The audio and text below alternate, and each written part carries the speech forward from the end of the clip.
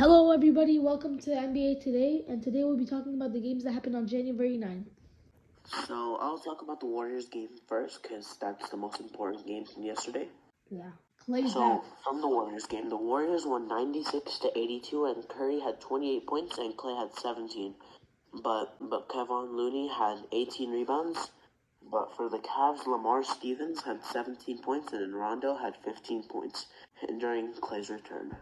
So during the first quarter, I could see that they were forcing Clay the ball a lot, and they weren't really letting their offense flow when he was on the court. Yeah, But after he got subbed off, the Warriors played really well, and Curry started 4 for 4 from 3, and everyone was just playing great. Andrew Wiggins was playing well. The Warriors played like they were all in their prime. And I don't really have much to say about the second quarter except that Clay barely played in it. He played only in the last minute, and Curry played great.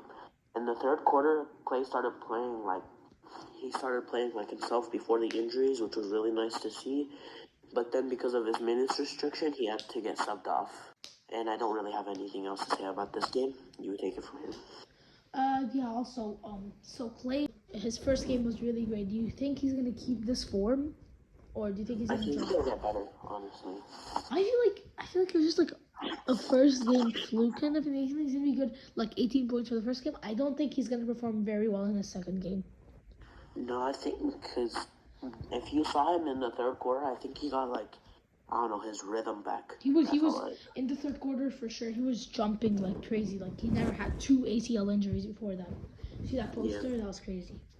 But yeah, next game we have is Spurs versus Nets. Harden drops 26 and 7 and 12 and gets himself a nice double-double. Double-doubles are getting really common nowadays. Do you like that?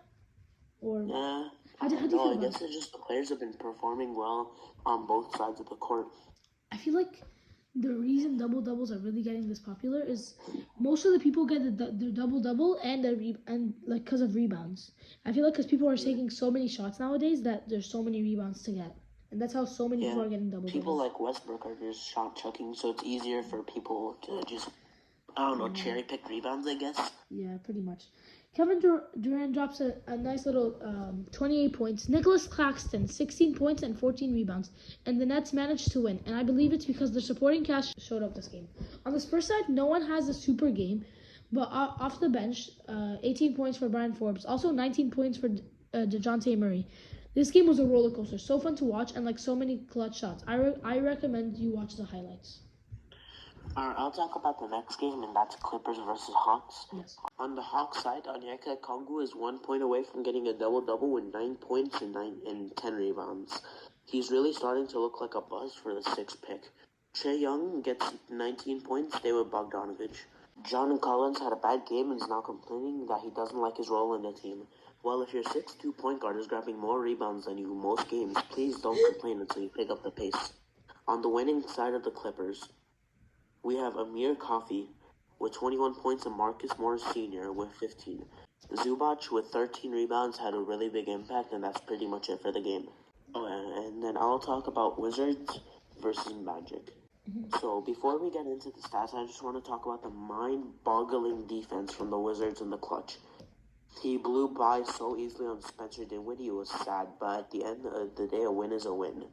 And Wizards win 102-100. Kuzma has a 2020 game, again proving why the Lakers suck.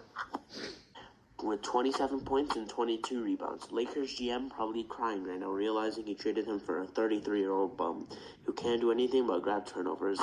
On the Magic side, Franz Wagner with 16 points and Terrence Ross off the bench gets himself 32 points, which had a huge impact on letting the Magic get this close to the Wizards in this game. Okay, and fourth game, we have Pelicans versus Raptors. Another close game, 105-101. Raptors continue their 5-game win streak. Fred VanVleet hits a clutch three-pointer to make the Raptors win the game late. He gets 32 points. What a player. If he isn't an All-Star this year, I'm going to get really mad. Pascal Siakam gets a nice little double-double, 29 and 10. Other than that, nothing's too special on the Raps side. But on the Pelican side, Jonas Valanciunas gets 20 points and 17 rebounds. And Brandon Ingram gets 22 points. Really underrated. And that's it for this game. So you think the Raptors are going to keep up their win streak? They're playing the Suns next, which are statistically the best team in the NBA. I'm not sure. I think it's going to be a close game, but I feel like if the Raptors play good enough and Pascal Siakam doesn't spin for a game winner, they could definitely win. Yeah. For the fifth game, we have Timberwolves versus Rockets. Timberwolves blow out the Rockets by 18 points, and Cat gets himself a great 40-point game, and D'Lo gets a 22-point double-double with assists. On the Rockets side, Christian Wood gets 22 points, and off the bench, Josh Christopher, Rockets rookie, gets 19 points. All right. And the next game that we're going to be talking about is the Nuggets versus OKC. The Nuggets win by 4 points with help from Jokic's double-double, 22 points and 18 rebounds. And Austin Rivers off the bench for 22 points. Also, I have something to mention. Mm-hmm. What is it with all these centers getting like 20 rebound games?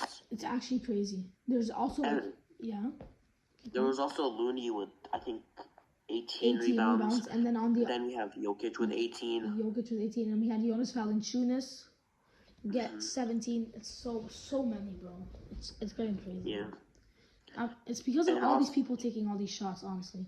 And that's how they're all getting these rebounds. Yeah, I guess people just gotta stop taking lessons from Russell Westbrook.